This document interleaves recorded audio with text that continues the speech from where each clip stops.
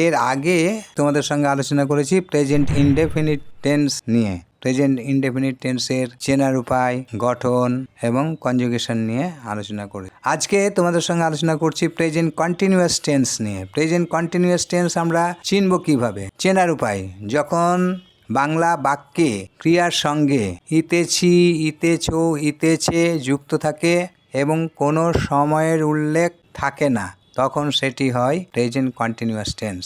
এই টেন্সের গঠন কি? প্রথমে বসে কর্তা, তারপর কর্তা অনুসারে অ্যাম ইজ আরের একটা সাহায্যকারী ক্রিয়া বসে এবং মূল ক্রিয়ার সঙ্গে আইএনজি যোগ হয়। এবার কনজুগেশনটা তোমরা লক্ষ্য করো, দেখবে। আমি খাইতেছি, আই অ্যাম ইটিং। তুমি খাইতেছ, ইউ আর ইটিং। সে খাইতেছে, হি ইজ ইটিং। আমরা খাইতেছি, উই আর ইটিং। তোমরা খাইতেছ, ইউ আর ইটিং। তারা খাইতেছে, দে আর ইটিং। রাম খাইতেছে, রাম ইজ ইটিং। রাম এবং রহিম খাইতেছে, Ram and Rahim are eating. ইয়া খাইতেছে, ইট ইজ ইটিং।